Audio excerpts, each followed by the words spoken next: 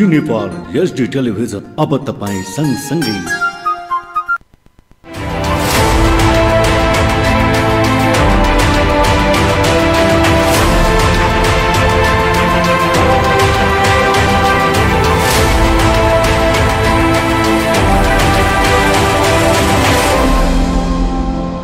दर्शकबिन नमस्कार, तपाईं हेर्दै हुनुहुन्छ जी नेपाल 4K टिभी।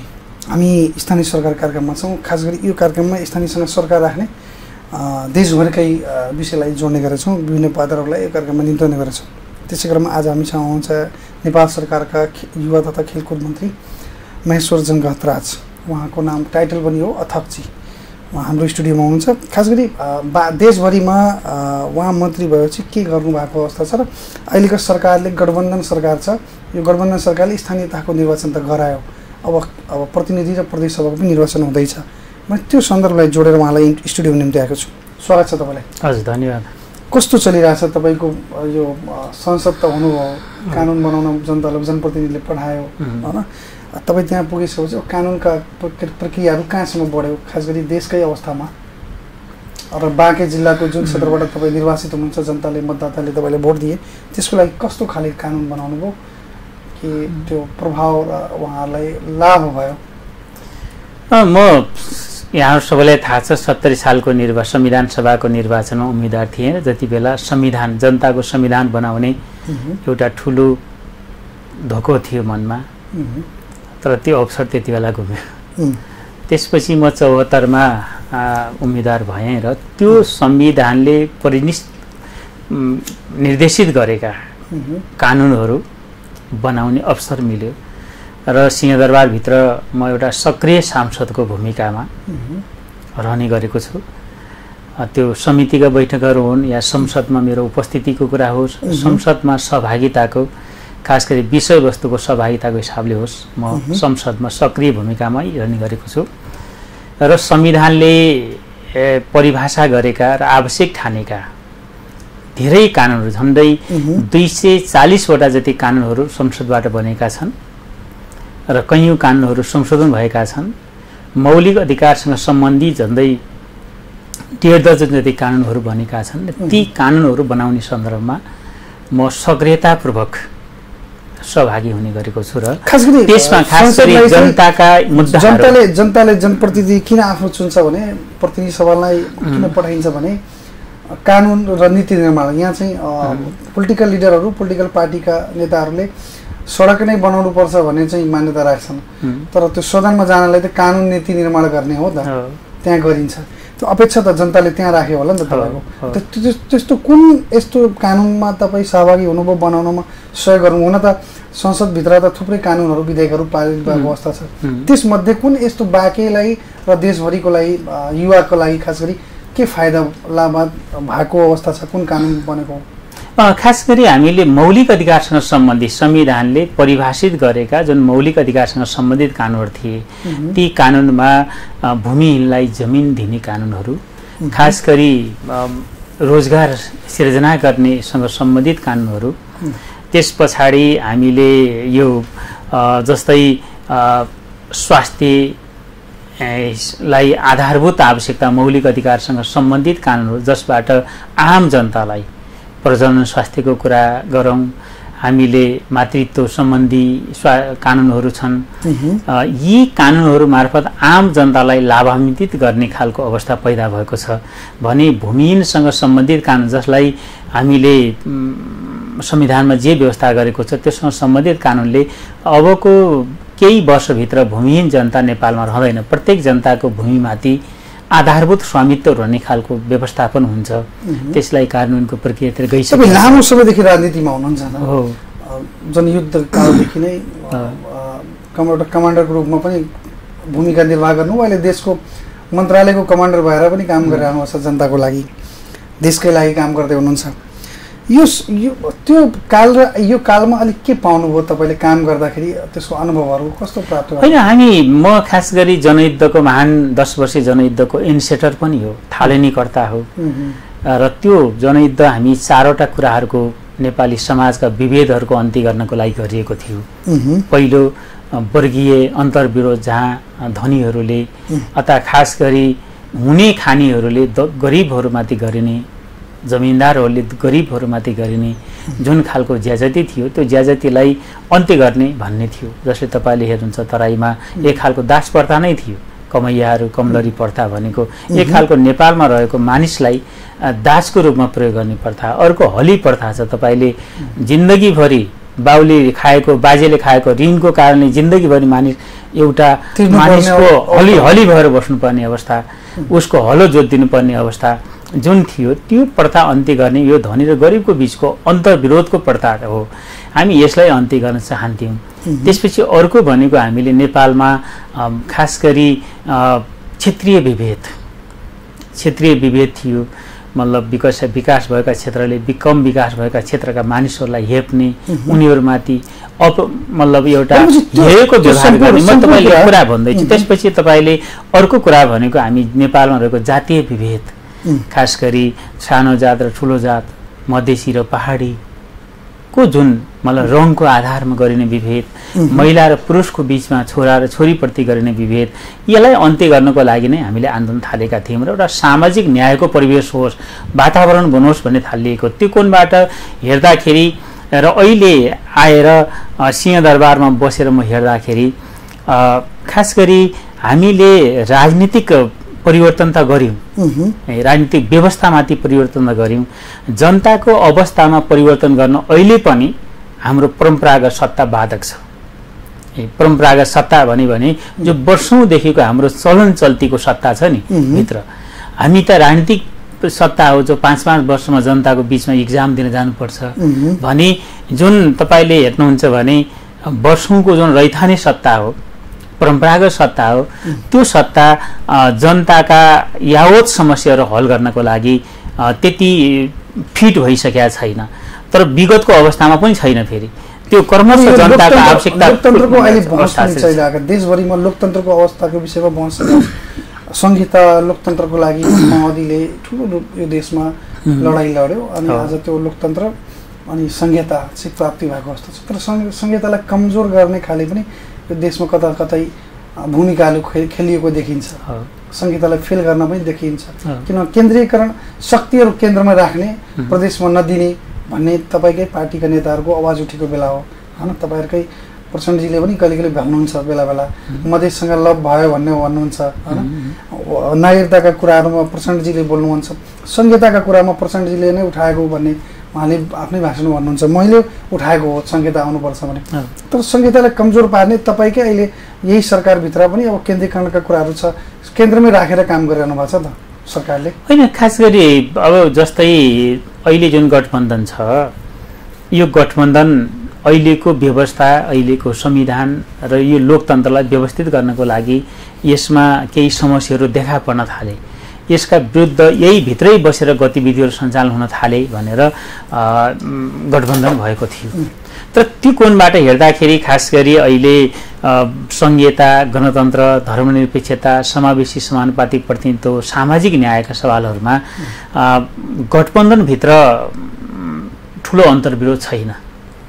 तर यसलाई तल लिने खास गरी अहिले पछिल्लो अवस्थामा एउटा सरकारले संरचनामा किन कानुनका कुराहरू, उसको पावर युटिलाइजका कुराहरू किन दिइरहेको? अनि त्यही त एउटा विषय ग्याप भएको छ। खास गरी यो अलि धेरै पहिले टुङ्गिनु पर्थ्यो र हामीलाई अहिले पछिल्लो अवस्थामा हामीले छिटो गर्न नसकिरहेको विषय भनेको यो अधिकारहरूको प्रत्यार्जनको विषय, एक अर्का संघीयको अधिकार क्षेत्रभित्रका विषयहरूको परिभाषा, प्रदेश सरकारका स्थानीय सरकारले गर्नुपर्ने जुन क्षेत्र हत्याका संविधानमा व्यवस्था गरेको छ त्यो व्यवस्था अनुसारका ऐनहरू बनाएर अगाडि जानुपर्ने सवालमा कतै न कतै पछि पर्ने खालको अवस्था पैदा भएको छ। यो पछि पर्ने भनेको अहिलेको सरकार भन्दा पनि हिजोकै सरकार जो केपी ओलीको नेतृत्वको सरकार थियो, जो सरकारमा अहिले हामी त्यति बेला नेकपाको रूपमा त्यो सरकार बनेको थियो र त्यो सरकारले खास गरी जनतालाई संविधानले परिभाषित गरे अनुसार तलका स्थानीय सरकारलाई, प्रदेश सरकारलाई सशक्त बनाउने, प्रभावकारी बनाउने क्रममा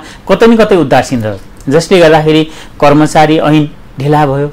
त्यस्तै गरेर अधिकार बाँडफाँडसँग सम्बन्धित ऐन को ड्राफ्ट समेत बनेन। अब पछिल्लो सरकारको तपाईँले कुरा गर्नुहुन्छ 1 वर्षको अवधि भएको छ, 1 वर्षको अवधिमा झन्डै 7 महिना त संसद अवरोध अवस्थामा रहेको छ भने पछिल्लो अवस्थामा खास गरी एउटा ज्वलन्त विषय जो मानवीय संविधानसँग सम्बन्धित विषय छ त्यो भनेको नागरिकता विषय हो। नागरिकताको विधेयक हामीले अहिले सदनमा पेश गर्यौं, सदनबाट पास पनि भयो, तर अहिले त्यो सदनबाट राष्ट्रपतिजी कहाँ गएर प्रमाणीकरणको पर्खाइमा छ। मलाई लाग्छ यो प्रमाणीकरण राष्ट्रपतिजीले गर्नुको विकल्प छैन। त्यसैले यो कोणबाट हेर्दाखेरि जो बाधाहरू परे नि संसदको गति अवरोधले, अनुचित गति अवरोध जुन लामो समय भयो, त्यसले बन्नुपर्ने ऐन कानुनहरूमा केही समस्या उत्पन्न गरेको छ। त्यसमा पनि विशेषतः हामी अहिले चुकेको भनेको, हामीले भन्न सक्नुपर्छ हामी चुकेको भनेको नागरिकता विधेयकलाई फुल फेजमा हामीले अगाडि बढाउन सक्नु पर्थ्यो, त्यो सकेनौँ। हामी तत्काल जे समस्या हो मुलुकको त्यो समस्यालाई हल गर्न खोज्यौँ। त्यो भनेको जन्मको आधारमा प्राप्त गरेका बाबुआमाहरू र व्यवहारिक अवस्थामा रहेका हजारौँ बालबालिकाहरू जो तराईदेखि पहाडसम्म र पहाडदेखि हिमालसम्म सबैतिर छ। यो समस्या कुनै अहिले केहीहरूले अतिरञ्जित गरेर तराई मधेसको मात्रै समस्या हो भन्ने जुन जबरजस्त पारिएको छ नि, यो बिल्कुल गलत कुरा हो।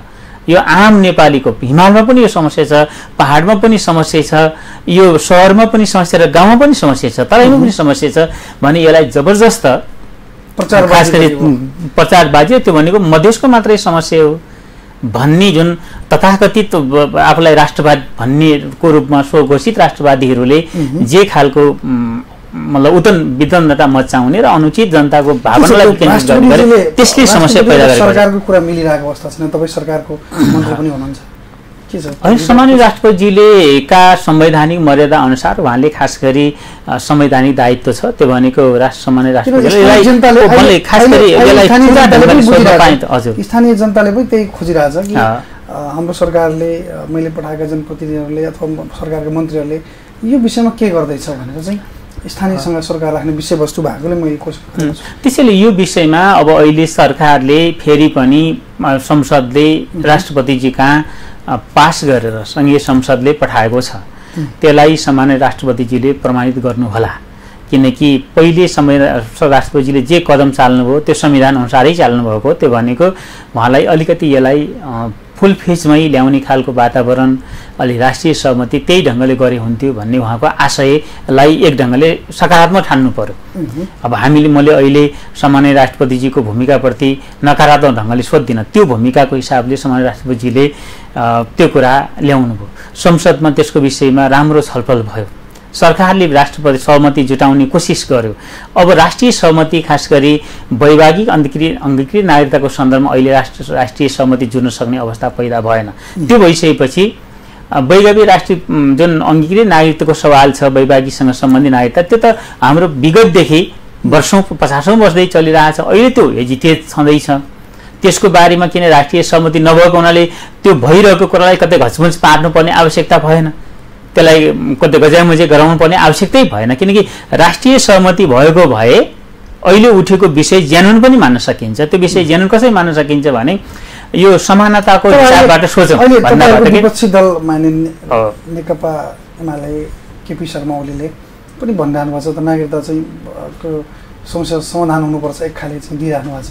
होइन, अहिले अड्काएको त उहाँले नै हो नि। उहाँले किन अड्काउनु भएको छ, कसरी अड्किरहेको छ भन्ने कुरा त यो त मैले भन्नु पर्दैन, उहाँले सबभन्दा बढी बुझ्नु भएको छ नि।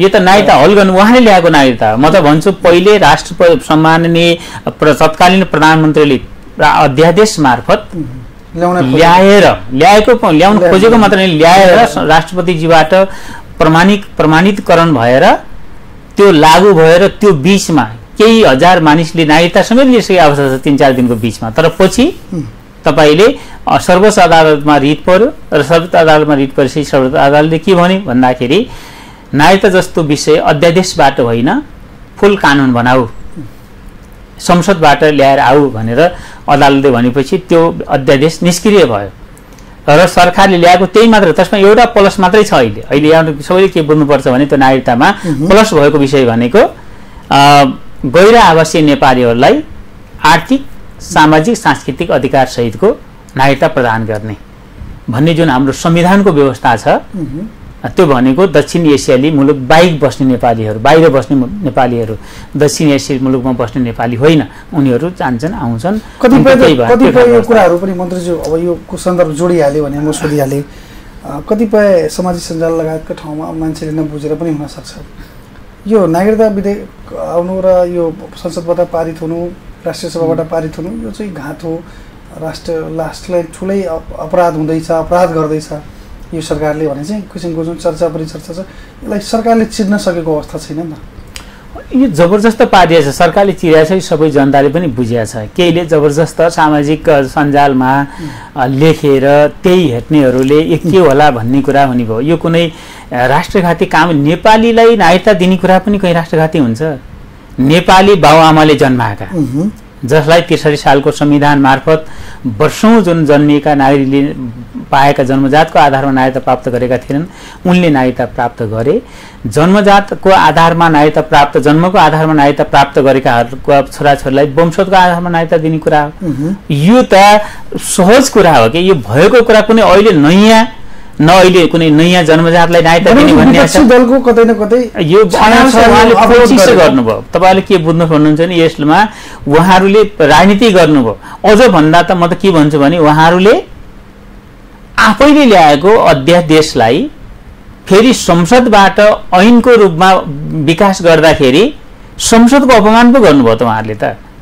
जननिर्वाचित संसदको अपमान गर्ने, संसदमा गयो गम्भीर ढङ्गले छलफल गरेर एउटा अगाडि पनि बढ्ने हो त। अहिले प्रतिपक्षी पार्टीहरूले जसले चाहिँ आवाज उठाइरहेका छन् त्यसो पो भइरहेछ त। त्यसैले यो अर्थमा हेर्दाखेरि संसदलाई छलेर त्यही ल्याउँदाखेरि त्यो राष्ट्रवादी भइहाल्ने, अध्यादेशबाट ल्याउँदाखेरि त्यो राष्ट्रवादी भइहाल्ने, संसदलाई छलेर जननिर्वाचित संसदमा गम्भीर ढङ्गले छलफल गरेर यो आवश्यकता छ है, यो आवश्यकता हो, यसमा कहीँ पनि समस्या छैन। र अहिले समस्या भनेको खास गरी जुन विषय टुङ्गिने अवस्था के छ? अब टुङ्गिन त टुङ्गिनु पर्छ नि, यो त पहिलाकै चुनावपछि तत्कालै टुङ्ग्याउनु पर्छ। राष्ट्रपतिजीले त धेरै दिन राख्नै मिल्दैन नि यो विषय त। राष्ट्रपति सामान्य राष्ट्रपतिजीले धेरै दिन राख्नै मिल्दैन। संविधानको सबै त संविधान यो जे प्रक्रिया भएको छ सबै संवैधानिक प्रक्रिया अन्तर्गत भएको। राष्ट्रपतिजीले फिर्ता पठाउनु भयो, संविधान अनुसार पठाउनु भयो, त्यसपछि संसदमा छलफल भयो, संविधानको मर्म र भावना अनुसारै छलफल भयो। त्यसपछि फेरि अहिले राष्ट्रपतिजी कहाँ गएको छ, संविधानको मर्म र भावना अनुसार त्यहाँ पुगेको छ भने अब राष्ट्रपतिजीले त त्यसलाई प्रमाणीकरण गर्ने हो। त्यो बाहेक अर्को राष्ट्रपतिको विकल्प छैन। मङ्सिर 4 गते भन्दा पहिले यो सबै टुङ्गिन्छ अगाडि। अब तत्कालै केही दिनभित्रै टुङ्ग्याउनु कि धेरै दिन यत्रो समय लाग्दैन। जस्तै त्यो पनि नम्स छ राष्ट्रपतिजी कहाँ कति दिनसम्म राख्ने, हरेक ऐनहरूलाई यति दिनभित्र फिर्ता पठाउने, यति दिनभित्र प्रमाणित गरिसक्ने भन्ने गरिसक्ने भन्ने। अनि गठबन्धन सरकार चाहिँ सुरक्षित छ? अब पहिलो कुरा त आगामी निर्वाचनमा गइराखेका छौँ, निर्वाचनको मिति घोषणा भएर निर्वाचनको तयारीमा छौँ र गठबन्धन सरकारले अहिले निर्वाचनमा पनि गठबन्धन गर्ने भनेको छ। त्यसो गर्दाखेरि अहिले निर्वाचनमा पनि गठबन्धन गर्ने भन्ने सोचका साथ गठबन्धनको त्यो खालको छलफल सबैतिर, खास गरी गठबन्धनको कार्यदल बनाएर एकातिर शीर्ष नेताहरूको तहमा पनि पटक पटक बैठक बसी छलफल चलिरहेको छ र कार्यदलले निरन्तर काम अगाडि बढाइराखेको छ। करिब करिब यो निष्कर्षतिर गइसकेको छ मलाई लाग्छ अबको केही दिनभित्रै, किनकि यो धेरै समय बाँकी छ। प्रत्यक्ष पार्टीहरूको कुरा हो, समानुपातिक प्रत्यक्ष गठबन्धन गरेर जाने भनेको हुनाले गठबन्धनको लागि सिट बाँडफाँड गर्ने समय त अझ धेरै छ नि। त्यसैले त्यस अर्थमा हेर्दाखेरि यो टुङ्गिहाल्छ र करिब करिब टुङ्गिएको छ। यो अब सरकारका तफसिलका विषयलाई म कुरा गरेँ। अब रह्यो तपाईँको मन्त्रालय र तपाईँको क्षेत्र, फेरि तपाईँ जनतासँग भोट लिन त जानुहुन्छ, अब भोट त दिनु पर्यो। त्यसपछि त तपाईँ अब परीक्षा एउटा परीक्षा फेरि अघि नै भन्नुभयो, परीक्षा तपाईँको दिने बेला पनि आयो, लिने बेला पनि आयो। जनताले तपाईँलाई भोट दिने कि नदिने। खास गरी बाँकी र देशभरिमा खेलकुद क्षेत्र, युवा तथा खेलकुद क्षेत्रभित्र के यस्तो परिवर्तन गर्नु? यत्रो महिनाभित्र जुन मन्त्री कार्यकाल तपाईँको अहिलेसम्म चलिरहेको अवस्था छ, मङ्सिर 4 गते भन्दा पहिले तपाईँ छोड्नै पर्ने अवस्था हुन्छ, त्योभन्दा अहिलेसम्मका अवस्थामा के गर्नुभयो? के राम्रो गरिदिनु भएको छ? युवाहरूलाई राम्रो भयो, खेलकुद क्षेत्रलाई राम्रो भयो, खेलकुदमा विकृति विसङ्गति थुप्रै छ, बजेट अभाव छ, खेलाडीहरू अप्ठ्यारोमा छन्, खेल खेल्न सकिरहेको अवस्था छैन। कतिपय ठाउँमा खेल खेलेर फर्केर आएका राष्ट्रिय स्तरमा ख्याति प्राप्त खेलाडीहरू बेरोजगार भएको अवस्था छ। त्यहाँ हाम्रो मुल्क हाम्रै छिमेकी मुल्क भारतमा खेल खेल्ने खेलाडीहरू करोडौँ आय अर्जन गर्छन्, हरेक ठाउँमा इन्भल्भ हुन्छन्, उनको अवस्था कति हुन्छ? तर हाम्रो खेल जगतको खेलाडीहरूको अवस्था हेर्ने हो भने कस्तो छ त? पहिलो कुरा अहिले मसँग तपाईलाई दुईटा ढङ्गले प्रश्नको उत्तर दिनुपर्ने अवस्था छ। एउटा म बाँके निर्वाचन क्षेत्र 1 को सांसद हुँ, जनप्रतिनिधि हुँ। तपाईले यहाँका स्थानीय प्रश्नहरू के गर्नुभयो भनी सोध्नु भएको छ। दोस्रो भनेको म यो देशको मन्त्रीमा छु र मेरो देशभरिको भूमिका छ। खास गरी देशभरिको भूमिकाको हिसाबले मसँग दुईटा भूमिका छ। एउटा नेपालको खेलकुद क्षेत्रको विकासको भूमिका छ, दोस्रो युवाहरूको सशक्तिकरण गर्ने र युवाहरूलाई देशको लागि केही गर्ने भावनामा अभिवृद्धि गर्ने छ। यस कोणबाट हेर्दाखेरि मैले मेरो निर्वाचन क्षेत्रमा गइसकेपछि संसदमा मैले अगाडि भने एउटा सक्रिय सांसद रूपले कानुन बनाउने काममा मेरो सक्रिय भूमिका भएको छ। दोस्रो जिल्लाको समग्र विकास र मेरो निर्वाचन क्षेत्रको विकासको हिसाबले हेर्ने भने बाँके जिल्लाको अलिकति दूरदराज र पछि परेको निर्वाचन क्षेत्र थियो। मेरो निर्वाचन क्षेत्र मैले मूलधारमा ल्याएँ। हुलाकी सडकको दुईटा खण्ड मार्फत, जस्तै हुलाकी सडकको एउटा खण्ड मार्फत राप्ती नरेनापुरलाई मूलधारमा ल्याइएको छ र हुलाकी सडकको अर्को खण्ड मार्फत जुन फत्तेपुर हुँदै बिनौना बैजापुर खण्ड मार्फत मूलधारमा ल्याइयो। अर्को कुरा मेरो निर्वाचन क्षेत्रकै एउटा भाग तपाईले देख्नुहुन्छ, हामी नेपालवासीहरू त 46-47 वर्षदेखि विद्युतीकरण हामीले विद्युतको सुविधा प्राप्त गरेका विद्युतबाट वञ्चित थियो, जो अरू बाहिरकाले त्यो अनुभूत मान्दैनन्, होइन होला भन्छन्। भन्दाखेरि पनि किनकि बाँके जस्तो विकसित ठाउँ सहर भएको ठाउँका मानिसहरू के विद्युतबाट अहिलेसम्म वञ्चित थिए होला भन्ने छ। मैले मेरो निर्वाचन क्षेत्रको सम्पूर्ण ठाउँमा जनताको घरभित्र जनता लिने हो, जनताको घरको अगाडि रोडमा बत्ती पुर्याएको छु। अब खेतमा बत्ती पुर्याउने अभियान छ आगामी निर्वाचन पछाडि, प्रत्येक खेतमा मैले बत्ती पुर्याउने हो। त्यसैले विद्युतीकरणको प्रक्रिया मेरो निर्वाचन क्षेत्रमा जो राप्ती सोनारी का केही वडा र नरेनापुर जुन खाली थियो टोटल त्यसलाई विद्युतीकरण गरेको छु। राप्ती नदीको तटबन्ध जसलाई गुरु योजना सहित अगाडि बढाउने, राप्ती नदीको म निर्वाचित भइसकेपछि राप्ती नदीको अलिअलि तुनतान भन्छ नि, उद्रिएको ठाउँमा सिलाइ गर्ने काम त पटक पटक तटबन्ध मार्फत भइरहेको, तर यसको गुरु योजना बनाएर अगाडि बढ्ने कुराबाट हेर्दाखेरि गुरु योजना सहित अब राप्ती नदीको तटबन्धको काम अगाडि बढिराखेको छ। विगत भएका कामलाई पनि सपोर्ट गर्दै र अहिले जुन गुरु योजना अन्तर्गत काम भइराखेको छ झन्डै 25 अरब जतिको रूपमा बाँकेको सम्पूर्ण खण्ड र दाङको भालवाङसम्मको खण्ड हुने हो। त्यो गुरु योजना अन्तर्गत यो एउटा महत्त्वपूर्ण कामको रूपमा रहेको छ। त्यसपछि अर्को मेरो निर्वाचन क्षेत्रमा मैले एउटा नारा दिएको थिएँ। त्यो नारा भनेको विद्यालयबाट टिनका पाता विस्थापित गर्ने, जस अन्तर्गत मैले अहिले करिब 5000 विद्यार्थीलाई टिनका छानाबाट पक्की भवनमा ल्याएको छु। कति कोठा बन्यो होला तपाईँ आफै हेर्नुहुन्छ। 5000 विद्यार्थी एउटा कोठामा तपाईँले 50 जना विद्यार्थीको हिसाब गर्नुहोस् या 45 जनाको गर्नुहोस्, झन्डै मैले 100 भन्दा बढी कोठाहरू विद्यालय भवनका कोठाहरू यो बीचमा निर्माण गरेको छु।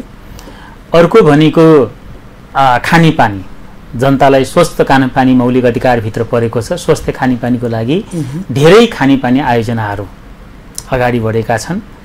मेरो निर्वाचन क्षेत्रमा विगतदेखि केही काम सुरु भएर थन्किएका र केही नयाँ काम, त्यो भनेको हस्पिटालिटीको कुरा।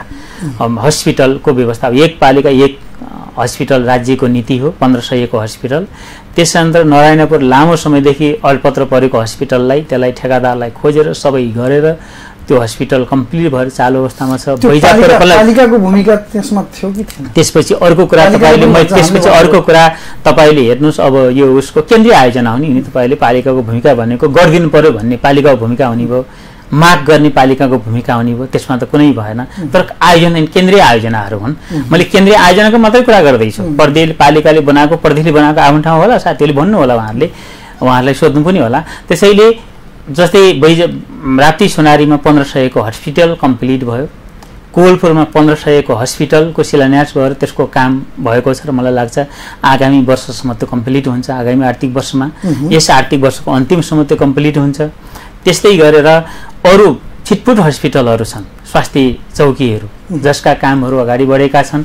त्यस्तै गरेर पढ्दै कमाउँदै विद्यालय कार्यक्रम छ मेरो निर्वाचन क्षेत्रमा त्यो कार्यक्रमहरू पनि केही विद्यालयमा खास गरी अहिले एउटा विद्यालय सुरु गरेका छौँ अरू विद्यालय गर्दैछ एक पालिका एक प्राविधिक धार भन्ने नेपाल सरकारको कार्यक्रम छ मेरो निर्वाचन क्षेत्रका 3वटै पालिकामा मैले एक पालिका एक प्राविधिक धार जो मेरो प्राथमिकता प्राविधिक धारमा पहिलो प्राथमिकता भनेको कृषि छ हजुर दोस्रो भनेको प्राविधिक खास गरी प्राविधिक धारको प्रविधि छ कम्प्युटर साइन्स मतलब इन्जिनियरिङ छ त्यसैले त्यो अन्तर्गत प्राविधिक धार अन्तर्गत एक पालिका एक प्राविधिक धार तपाईले अरू देशभरिका अरू सांसदका कति निर्वाचन क्षेत्रमा भएका छन् त्यो हेर्नु होला तर मेरो निर्वाचन क्षेत्रमा मैले कोलपुर मेरा 3टा पालिका हुन् कोलपुरमा एउटा राप्ती सोनारीमा एक नरायणपुरमा एक 3टा पालिका बनाइसके अब जब एक पालिका दुई प्राविधिक धार भन्ने बेला अरूमा एउटा कम्प्लिट भइसक्यो त्यो प्राविधिक धारको शिक्षा त्यो भनेको कृषि प्राविधिक धार अर्को सिटिबिटी अन्तर्गतको प्राविधिक धार सिटिबिटी अन्तर्गतका प्राविधिक धारहरू पनि सञ्चालन गरेको विद्यार्थीले कम्तीमा एउटा दक्ष जनशक्ति चाहिने सबैतिर खपत हुने जनशक्ति तयार हुन सक्ने त्यो खालको स्थिति बनेको छ अब यस्तै गरेर अब रोड सडक पूर्वाधारको कुरा छ सडक पूर्वाधारको हिसाबले मैले 3वटा रणनीतिक खालका सडकहरू अगाडि सारेको छु मेरो निर्वाचन क्षेत्रबाट जसलाई सहज बनाउन सकियोस् एउटा अगयदेखि बीचको चुरे हुँदै ठ्याक्कै सिधा नारायणपुर निक्लिने एउटा सडक जो अहिले नारायणपुरका जनताहरू अगयसम्म मेन हाइवेसम्म पुग्नको लागि 53 किलोमिटर हिँड्नुपर्छ भने त्यो सडक बन्यो भने सिर्फ 23 देखि 25 किलोमिटरमा उनीहरू नारायण के अगय पुग्छन् मेन हाइवेसँगको उनीहरूको पहुँच हुन्छ त्यो सडकको काम अगाडि बढिसक्या काम अगाडि भइराखेको छ त्यसपछि हुलाकी सडकको काम तपाईले अब मेन हुलाकी सडक एउटा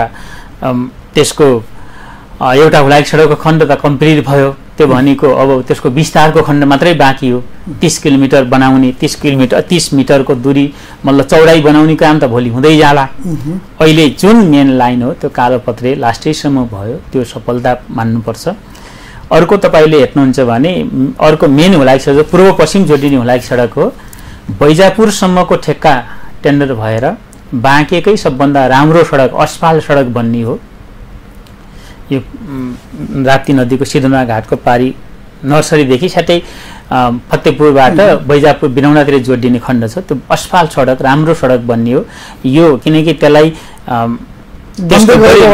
बन्दै गरेको छ त्यो अलिकति त्यसलाई केही वर्ष राख्नु पर्दो रहेछ त्यसलाई फेरि त्यसले यो वर्ष कालोपत्रे हुन्छ र अर्को त्यसको पूर्वको खण्ड कटा रूपको आई भएर मन्त्रीज्यूले आफ्नो क्षेत्रमा चाहिने कुराहरू चाहिँ पुराइराख्नु भएको त्यसपछि अर्को मेरो अब तपाईले एउटा म अर्को भन्दैछु जस्तै एउटा सबभन्दा चासोको विषय थियो यो हाम्रो सिद्धुना घाटको पुल जो पुलको लागि धेरै ठुलो सङ्घर्ष गर्दै गएर त्यसको कन्सल्टेन्सी गरेर त्यसको डिजाइन बनेर अहिले भर्खरै मात्र अस्ति मान्ने म त्यस कार्यक्रममा आउन सकिनँ मान्ने संयोग पनि भनौँ अहिले हाम्रै जिल्लाको भौतिक मन्त्री हुनुहुन्छ उहाँले शिलान्यास गर्नुभएको छ भने एउटा महत्त्वपूर्ण काम हामीले गर्न सक्यौँ त्यसको त्यो पुल बन्ने बित्तिकै अब हाम्रो बगौडाको बारीको क्षेत्र सहज हुन्छ अर्को पुल म निर्वाचित भइसकेपछि थालिएको काम हो मधुवा घाट पुल त्यो पुल कम्प्लिट लगभग भइसकेको छ मोरङ्गा खोलाको वर्षौँदेखि थन्किएको पुललाई त्यसलाई निश्चित उसमा ल्याएर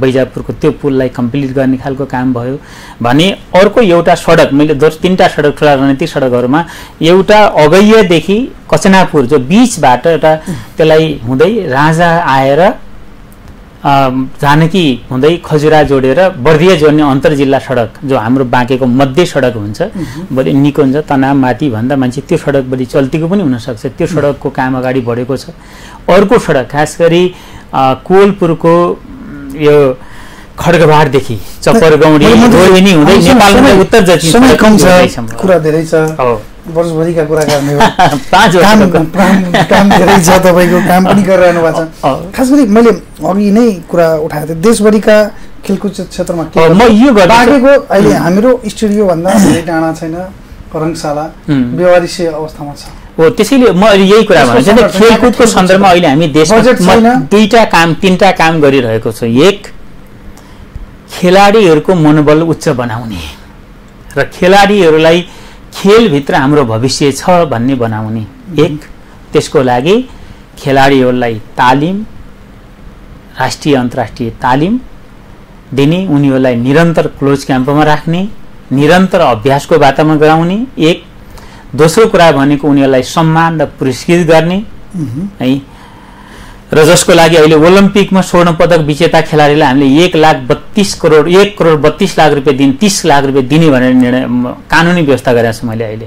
सायद मलाई भोलिका खेलाडीहरूले भन्ने छन् एसियन गेममा स्वर्ण पदक विजेता खेलाडीले 30 लाख रुपियाँ पुरस्कार, नगद पुरस्कार प्राप्त गर्ने व्यवस्था।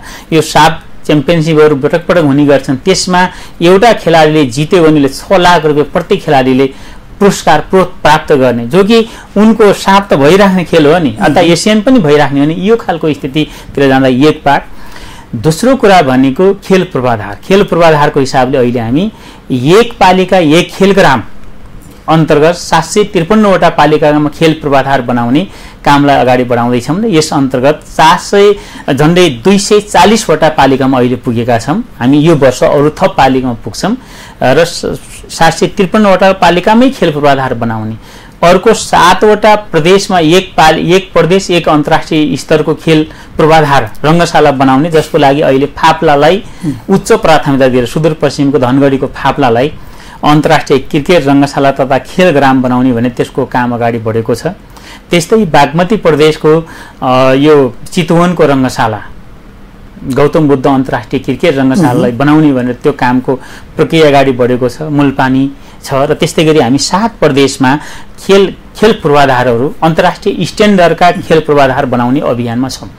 र त्यो अभियान अर्को भनेको अहिले यस वर्षदेखि मैले एउटा नयाँ कार्यक्रम थालेको छु, त्यो भनेको एक विद्यालय एक खेल पूर्वाधार। किनकि खेलाडीहरू आउने भनेको विद्यालयबाट हो, खेलाडीहरू विद्यालयबाट आउने भएको हुनाले उनी विद्यालयमा खेल पूर्वाधारहरू बनाइदियो भने विद्यार्थीहरू खेलप्रति आकर्षण हुन्छ र खेल्ने वातावरण हामी कहाँ त्यहाँ वातावरण हुन्छ। त्यसपछि त्योभन्दा राम्रो वातावरणमा आउँछन्, पालिकाको पूर्वाधारमा खेल्न आउँछन्, त्यसपछि जिल्लाको पूर्वाधारमा खेल्न आउँछन्, प्रदेशको पूर्वाधारमा खेल्न जान्छन्, राष्ट्रिय पूर्वाधारमा खेल्न जान्छन्। त्यसैले मैले यो कुरा त्यसै यो ढङ्गले हामी खेल पूर्वाधार जान्छौँ। अर्को कुरा मैले अहिले एउटा नयाँ सोचका साथ अगाडि बढेको छु भने स्पोर्ट्स भनेको स्पोर्ट्स साइन्स हो। त्यसले स्पोर्ट्स साइन्स भएको हुनाले यसलाई एउटा क्रियाकलापको रूपले बाहेक त होइन, यसलाई स्पोर्ट्स एजुकेसनको रूपमा स्पोर्ट्स अथवा खेल शिक्षाको रूपले अगाडि बढाउनुपर्छ र यसलाई प्राथमिकदेखि नै पाठ्यक्रमको डेभलप गरेर खेल विकासमा लाग्नुपर्छ भनेर अहिले हामी एकातिर प्राथमिकदेखि पाठ्यक्रम बनाएर प्राथमिक लेभलदेखि नै स्पोर्ट्सलाई एजुकेसनको रूपमा अगाडि बढाउने र त्यसपछि त्यसको ल्यान्डिङ कहाँ गर्ने त भन्छ, यसको इन्डिङ कहाँ गर्ने भन्नेबारे सोच्यो भने युनिभर्सिटी बनाउने। अहिले युनिभर्सिटीको सम्भाव्यता अध्ययन मन्त्री भइसकेपछि नेपालमा स्पोर्ट्स युनिभर्सिटीको सम्भाव्यता के छ भनेर अध्ययन गराइयो। स्पोर्ट्स युनिभर्सिटी आवश्यक छ भन्ने प्रतिवेदन सिनासले दिएको छ र त्यो प्रतिवेदनलाई एउटा एक्सन प्लान बनाएर हामी त्यो स्पोर्ट्स युनिभर्सिटी निर्माणको प्रक्रियातिर जाँदैछौँ। त्यसो गर्दा स्पोर्ट्ससँगका केही नयाँ कामहरू यी हुन् भने अर्को खेल क्षेत्रमा रहेका केही विकृति विसङ्गतिहरूलाई अन्त्य गर्नको लागि सङ्घहरूलाई निरन्तर त्यसको अनुगमन गर्ने, कानुनी प्रबन्ध गर्ने, नियमावलीको प्रबन्ध गर्ने, त्यस्तै ऐन विनियमावलीहरूको प्रबन्ध गर्ने लगायतका काममा हाम्रो अहिले ध्यान केन्द्रित छ। तपाईँ बाँकेबाट जनप्रतिनिधि हुनुहुन्छ र बाँके जिल्ला तपाईँको गृह जिल्ला मानिन्छ। त्यो गृह जिल्लाभित्र बेवारिसी छ, रङ्गशाला बेवारिसी छ मात्रै होइन, त्यो बेवारिसी त्यसलाई त्यसको स्याहार संरक्षण गरिँदैछ। त्यो भनेको अहिले खास गरी नेपालगञ्ज रङ्गशालालाई उम्रिएको छ। नेपालगञ्ज रङ्गशालालाई राम्रो रङ्गशाला बनाउने र त्यो भनेको सेन्ट्रिक ट्र्याक पहिलो काम छ। किनकि 8औं राष्ट्रिय खेलकुद प्रतियोगिता हुँदाखेरि त्यसलाई हतारमा हामीले प्याराफिट बनायौँ तर सेन्ट्रिक छुट्यो। त्यसले गर्दा अहिले सेन्ट्रिक ट्र्याकको ठेक्का तपाईँले सूचना सार्वजनिक हेर्नुभएको होला, झन्डै 4 चोटि त्यसको ठेक्का टेन्डर भइसक्यो सेन्ट्रिक ट्र्याकको, जसलाई 14 करोड 81-82 लाख रुपियाँको स्रोत सुनिश्चित गरेर, किन बहुवर्षीय ठेक्का टेन्डर आह्वान गर्नु भनेको स्रोत सुनिश्चित गरेर, तर ठेकादारले अहिले ठेक्का हाल्न मान्नु भएको छैन। किन ठेक्का हालेनन् भन्दाखेरि यो सेन्ट्रिक ट्र्याक आउँदो रहेछ युरोपबाट। अहिले यो युक्रेन रुस युद्धको कारणले त्यहाँबाट सामान नआइरहेको हुनाले ठेकादारले अब यो हाल्यो भने अनावश्यक हामी झमेलामा फस्छौँ भनेर हो कि किन हो साथीहरूले हाल्नु भएन। त्यसैले अहिले फेरि हामीले अहिले तपाईँले सायद म यहाँ आउनुभन्दा अगाडि नै एउटा मैले पछिल्लो हेरेको छैन ग्लोबल टेन्डर अब हाल्ने, किन ग्लोबल टेन्डर सानो छ तर पनि ग्लोबल हाल्नु पर्यो। ग्लोबल हाल्दाखेरि अरू कोही बाहिरको इन्भल्भ भयो भने जेबीमा जोडिन्छ कि भन्ने छ। मलाई लाग्छ यो हाम्रो दुर्भाग्य भइरहेछ कि यति म आफै मन्त्री छु, यतिचोटि सूचना जारी भइसक्यो त मैले ढाँट्या छैन। हेर्नु होला त्यो गोरखापत्रमा निक्लिने सूचना भनेको त त्यो कुनै कृत्रिम काम होइन, त्यो मतलब त्यो काम भएको त्यो छ। अब त्यसपछि कोवलपुरमा अहिले हामी एउटा जो क्रिकेट रङ्गशाला, अन्तर्राष्ट्रिय स्तरको क्रिकेट रङ्गशाला बनाउने र त्यसलाई महिला क्रिकेट एकाडेमीको रूपले पनि डेभलप गर्ने भन्ने सोच छ र त्यो अनुसारको काम अगाडि बढिरहेको छ। बाँकेबाट राष्ट्रिय स्तर अन्तर्राष्ट्रिय स्तरमा खेलाडीहरू खेलेर आइसक्यो। नेरी थापादेखि लगायतका, महेश छेत्री लगायतका क्रिकेटरदेखि लिएर ब्याडमिन्टनदेखि लिएर थुप्रै एथलेटिक्स क्षेत्रका पनि मान्छेहरू होइन थुप्रै खेलाडीहरू चाहिँ खेलेर आइसक्यो। तर उहाँको अवस्था हेर्दाखेरि कस्तो छ? त्यसो अन्य यही म उहाँहरूलाई भने पूर्वाधारमा जोड्नु, पूर्वाधारमा अहिले जस्तै बाँकेकै कुरा गर्ने हो भने 8वटा पालिका छन्। यहाँबाट जति पालिकाले माग गरे नि ती पालिकाहरू सबै मैले एक पालिका एक खेलग्राममा जोडिएका छन्। एक पालिका एक खेलग्राम सरकारको कार्यक्रम हो। म मन्त्री भइसकेपछि बैजनाथ छुट्यो, अध्यक्षलाई म आफैले फोन गरेर तपाईँले दिनुहोस् भने उहाँहरूले के बुझ्नुभयो, उहाँले दिनु भएन। नेपालगञ्ज त रङ्गशाला यहीँ छ, त्यसले जरुरी ठानेन, त्यहाँ भएन। डोडुवालाई कुरा गरियो, उहाँले पनि पठाउनु भएन। अरू सबै पालिका एक खेलग्राममा जोडिएका छन्, जसलाई 2 करोड हाम्रो मन्त्रालयले केन्द्र सरकारले दिन्छ, अरू बाँकी उहाँले गर्नुहुन्छ र 2 करोड बराबरको पूर्वाधार मतलब आर्थिक साझेदारी हामी गर्छौँ। त्यसैले त्यो खालको स्थिति छ। अर्को कोवलपुरमा फुटबल एकाडेमी बनाउने भनेर त्यसको लागि पनि यस वर्षदेखि काम थालिँदैछ। फुटबल एकाडेमी मन्त्रीजीले मैले अन्तिम एउटा प्रश्न त्यसको त अहिले तपाईँले एउटा सोध्नु भएको छ, खास गरी खेलाडीहरूको जीवन यापनको विषयमा। पुराना खेलाडीहरूको बारेमा अहिले हामी उहाँहरूलाई भरण पोषणको बारेमा मासिक केही सपोर्ट गर्न सक्छौँ कि भनेर कार्यक्रम अगाडि सारेका छौँ।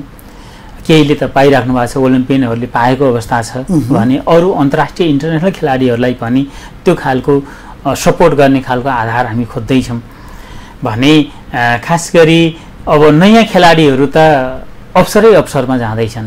त्यसैले खेलको विकास नयाँ तहबाट पनि हुन्छ। अब त प्रदेश खेलेर आएका खेलाडीहरू बेरोजगार बसिरहेको अवस्था छ। त्यसैले यो भनेको अब खास गरी यसलाई जोड्नतिर लाग्नुपर्छ। तपाईँले अहिले भनौँ हाम्रो मन्त्रालयको काममा सम्पूर्ण खेलको जिम्मेदारी अहिले छैन। पालिका सरकार हो, उसले अब पालिकामा खेलाडीहरू विकास गर्ने, पुराना खेलाडी त्यहाँ छन् भने उहाँहरूलाई केही न केही स्वरोजगार बनाउने खालको आधार गर्ने, उहाँहरूको ज्ञान क्षमतालाई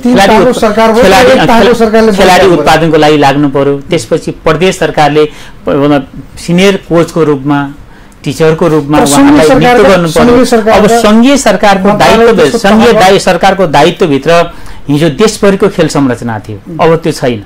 हामी अहिले मात्रै पनि मैले एउटा सर्वे गरेर मैले अहिले गरिरहेको छु, पूर्वाधार सन्दर्भमा मैले एउटा सर्वे गरिरहेको छु। त्यो भनेको देशभरिको हाम्रो पूर्वाधार कति छ, त्यो कति तल दिने रिपोर्ट त हुन्छ तपाईँको मन्त्रालयमा। त्यो रिपोर्ट जारी गर्ने देशभरिको मन्त्रालयबाट जारी भएका खेल क्षेत्रका खेलाडीहरूको नामावली जारी भएपछि कहीँ न कहीँ पालिकाले खोज्ला। पालिकामा पनि अब राजै भइसके, सिंहदरबार भएनन्, अब राजै भन्छन् होइन, सबै त्यहाँ छोटे राजा भन्न थाले पनि। त्यो किसिमको कतिपयलाई जानकारी छैन भन्ने आरोप पनि छ, जनताले नै भन्छन्। अब तपाईँकै पार्टीले कुनै बेला सर्वहारा भनेर चाहिँ एउटा नारा थियो तपाईँहरूको, विभिन्न वर्गले पनि सेवा लिन पाउने, ठुलो मान्छेले पनि बराबर बस्ने, एक हैसियत अघि नै हजुरले भन्नुभयो त एक लेभलमा सबै बस्ने गरी, त्यसको लागि त क्रान्ति गरेको त। तर अहिले चाहिँ त्यही 50 रुपियाँको जनदरता 500 रुपियाँ तिर्नु परिरहेछ त गाउँपालिकामा, वार्डमा। घरमा त पुग्यो, सेवा चाहिँ पुग्यो, तर महँगो पुग्यो त। अनि कहाँ भयो लोकतन्त्रको अभ्यास? 500 तिरिरहेछन्। केन्द्रीय सरकारले चाहिँ यतातिर ध्यान नदिएको अवस्था छ, ट्याक्स बढी उठाइएको अवस्था छ होइन।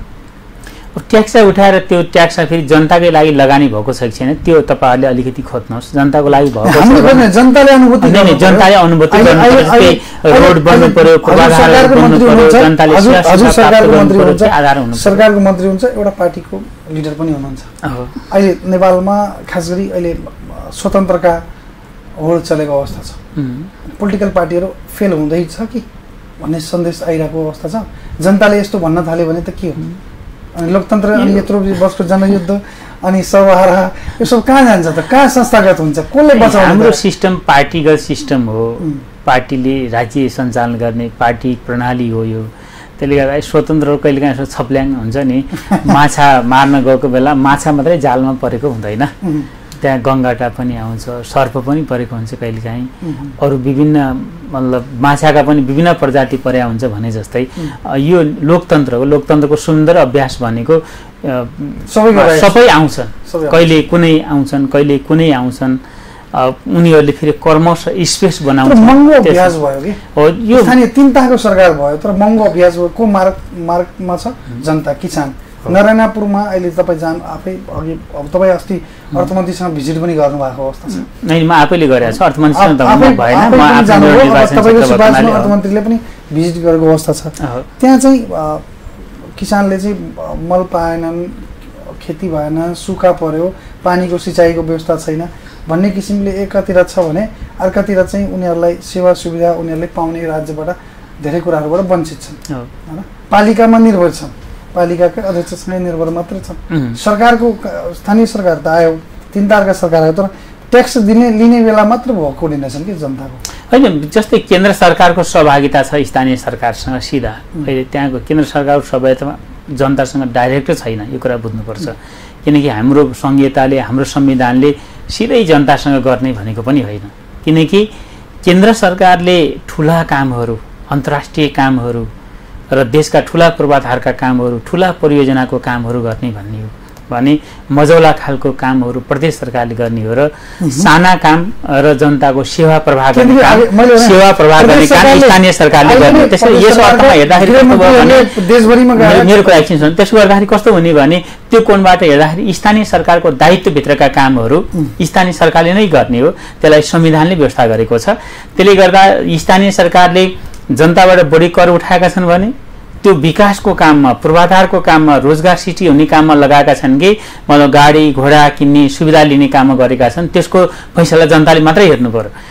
कर त फेरि संसारका सबै राज्य व्यवस्थाहरू कर जनताले त्यो हेर्नु पर्यो भने जनताले हेर्नु पर्यो, त्यो फैसला गर्ने जनताले त हेर्नु पर्यो नि। जस्तै जनताले त्यहाँको जनताको हिसाब गर्नु पर्यो, हामीले गरौँ न जनताको हिसाब, अथवा तपाईँहरू स्वतन्त्र मानिसहरूले गर्नु पर्यो नि।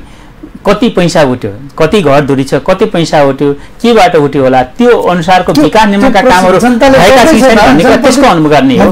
जनप्रतिनिधिसँग गर्दैछ। हिजो नै एउटा प्रोग्राम थियो, एउटै कार्यक्रममा एकजना व्यक्तिले चाहिँ यो कुरा उठाइयो, हामीले 50 रुपियाँ मृत्यु दर्ता दिन्थ्यौँ, आज 250 रुपियाँ तिर्नु परिरहेछ, हेराएको खण्डमा 500 तिर्नु परिरहेछ।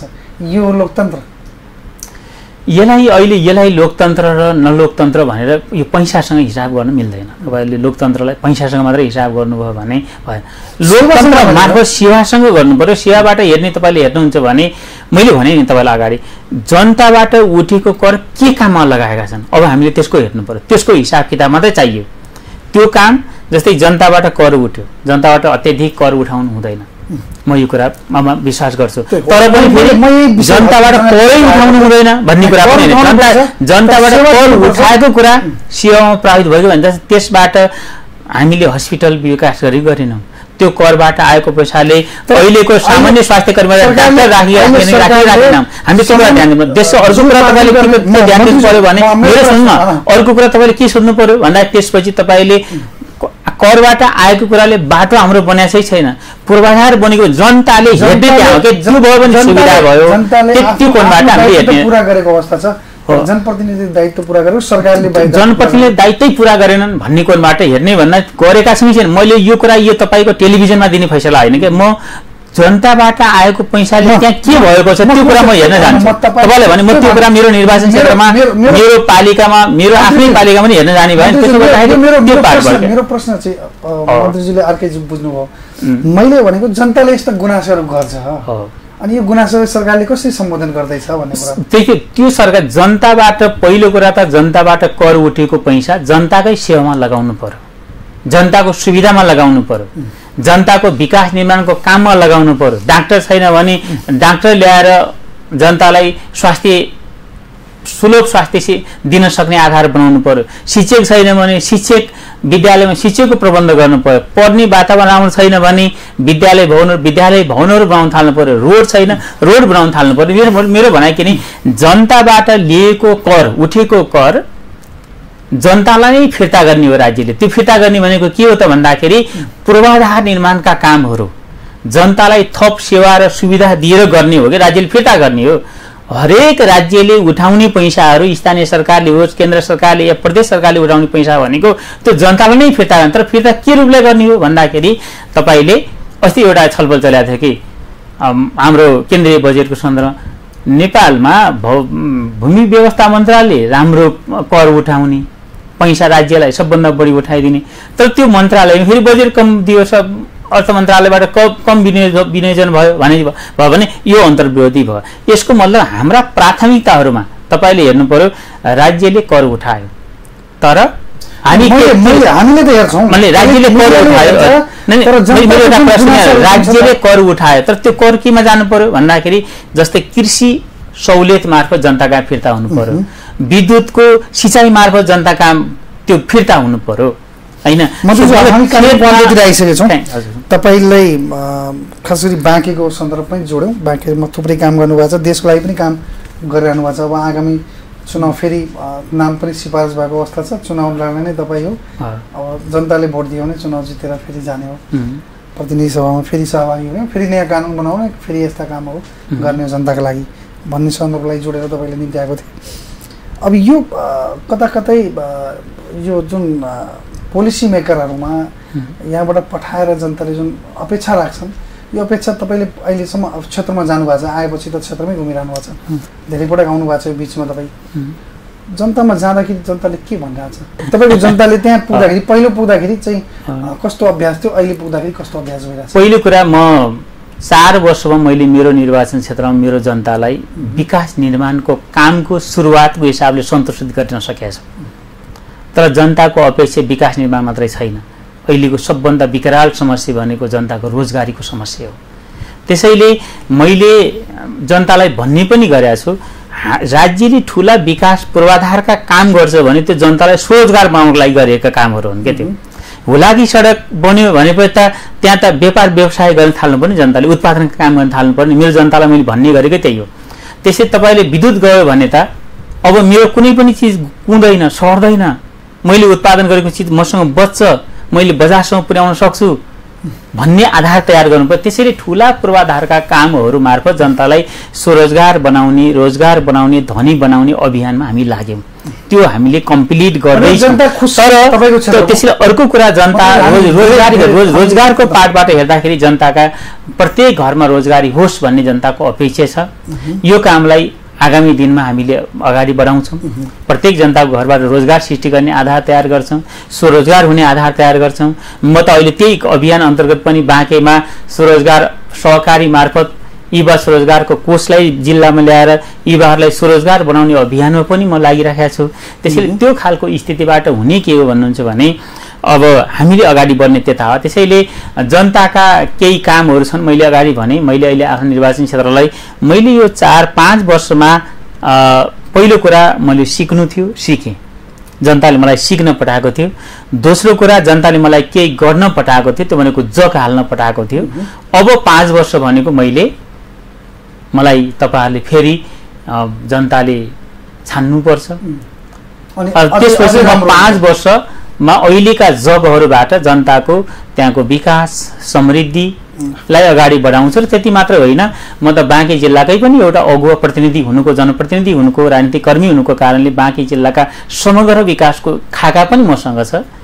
सबै साथीहरूसँग छलफल पनि हुने गर्छ, ती खाकाहरूलाई अगाडि बढाउने लक्ष्य साथ। धन्यवाद छ मन्त्रीज्यू, तपाईँलाई शुभकामना पनि छ आगामी दिनको लागि। धन्यवाद। नाम सिफारिस भएछ, फेरि चुनाव जितेर फेरि जनताको सेवा गर्नुहोस् भन्ने हाम्रो शुभकामना छ। सँगै तपाईँले आफ्नो अमूल्य समय दिनुभयो, त्यसको लागि धन्यवाद छ। मेरा निर्वाचन क्षेत्रका मैले देशमा गरिरहेका कामको बारेमा, मन्त्रालयको कामको बारेमा र समसामयिक राजनीतिको बारेमा जुन विषय राख्ने अवसर दिनुभयो, यसको लागि म धेरै धेरै धन्यवाद दिन्छु। धन्यवाद। धन्यवाद। दर्शकवृन्द, आज हामीसँग हुनुहुन्थ्यो महेश्वर गतराज अथकजी, युवा तथा खेलकुद मन्त्री हुनुहुन्छ नेपाल सरकारको। खास गरी बाँके र लगायत देशभरमा उहाँको मन्त्रालयबाट के कस्तो काम भएको अवस्था छ र उहाँको क्षेत्र निर्वाचन क्षेत्रमा निर्वाचन पनि आइसकेको अवस्था छ। फेरि उहाँ जनताको बिचमा जाँदै हुनुहुन्छ अनि उहाँले गरेका कामहरू के हो, खेलाडीहरूको अवस्था के छ र बजेटहरू मन्त्रालयमा बजेट भएका कामहरू खास गरी बाँके लगायतका क्षेत्रहरूमा खेलकुद क्षेत्रमा के राम्रो भयो सन्दर्भलाई जोडेर उहाँलाई निम्ति आएको थियो। त्यसै क्रममा अर्को पात्रका साथ तपाईँहरूको माझमा फेरि प्रस्तुत हुनेछु। तबसम्म हेर्दै गर्नुहोला जी नेपाल 4K TV। हस्, धन्यवाद, नमस्कार।